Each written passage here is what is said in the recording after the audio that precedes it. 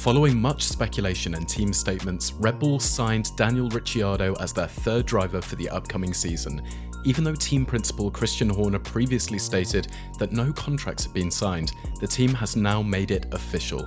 Would this be a bad thing for Sergio Perez? Ricciardo could take over his seat during the season. Let's see how this would work out for Red Bull, and let's talk about how much Ricciardo was offered to join Red Bull. Daniel Ricciardo left the McLaren Racing One Formula team at the end of the 2022 season. Despite having a year left on his contract, Ricciardo's frustrating lack of performance at McLaren had put him on the hot seat for months. With McLaren signing multiple prospects for his seat, it was clear Ricciardo would be leaving in 2023. That became official on August 24th when the team issued a statement acknowledging Ricciardo's impending departure. "It's no secret that we hoped we could achieve more together," team CEO Zak Brown said. "We wish him the best of luck in the future, and let's enjoy the rest of the season together." Ricciardo stated that several months of discussions led to this point, resulting in a mutual agreement to end his contract a year early. The 33-year-old Australian stated that he will announce his next F1 team in due course, but that he intends to stay in the series. "I've never been more motivated to compete and be part of a sport that I adore, and I can't wait to see what happens next," Ricciardo said. Ricciardo spent 2 years at Renault after leaving Red Bull in the wake of Max Verstappen's rise, before joining the increasingly competitive McLaren team at the start of last season. Ricciardo won a race in 2021, but his time at McLaren has largely been disappointing. McLaren's overall performance has declined this season, but teammate Lando Norris has significantly outperformed him. Ricciardo has only finished in the points 4 times in 13 races, and is currently second in the standings to one of the Haas F1 team drivers, Kevin Magnussen. Meanwhile, Norris has 10-point finishes and is 7th in the drivers' standings, 5 spots ahead of Ricciardo. Nonetheless, Ricciardo remains one of the world's most popular racing drivers due to his upbeat personality, sense of humour, and constant smiles. For the time being, Daniel Ricciardo will be back with the Bulls almost 4 years after leaving after the 2018 season. The Australian stated that he is thrilled to be back with the team and referred to them as home.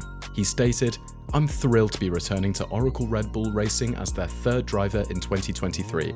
I already have many fond memories of my time here, but the warm welcome from Christian and Dr. Marco and the entire team is particularly memorable." After McLaren terminated Ricciardo's contract, he was expected to miss the 2023 season due to a lack of available seats. While rumours of him joining Haas or Williams circulated, he stated that he would rather be alone than with a slower team.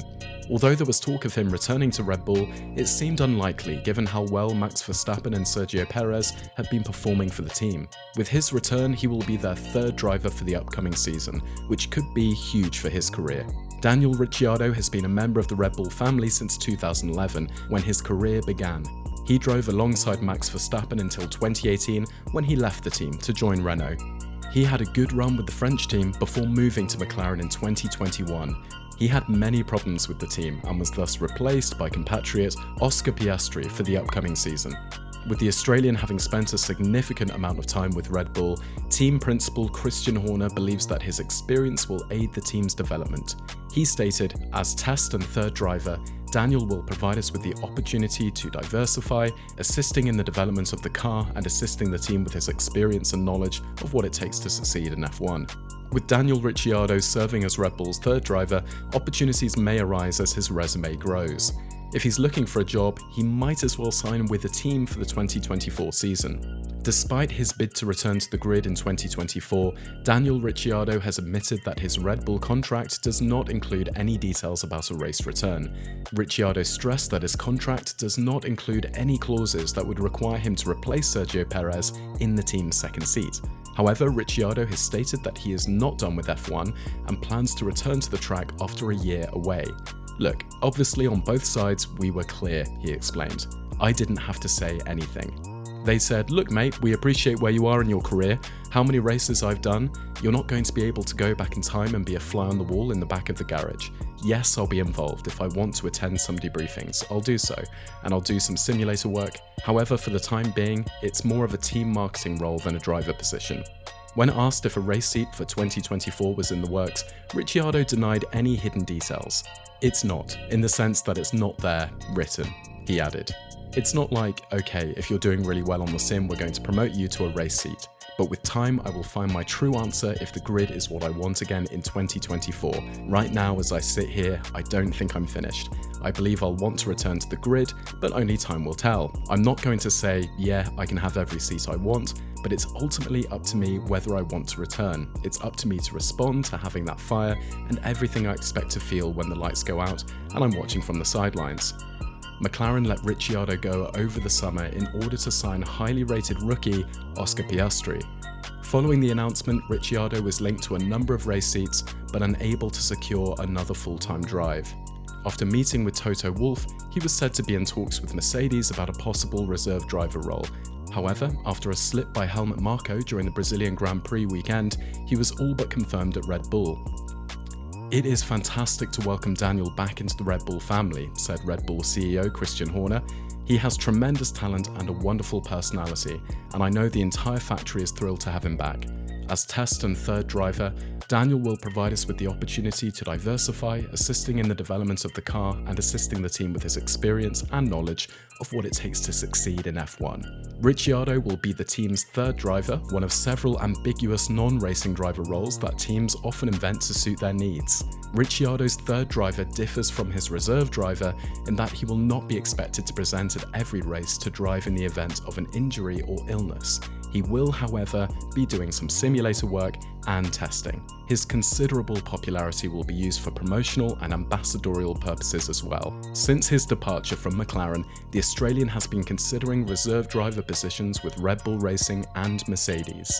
For weeks, the German brand appeared to be the obvious choice. Mercedes has been the most dominant team this decade, and Toto Wolff is one of the grid's most well-connected team principals.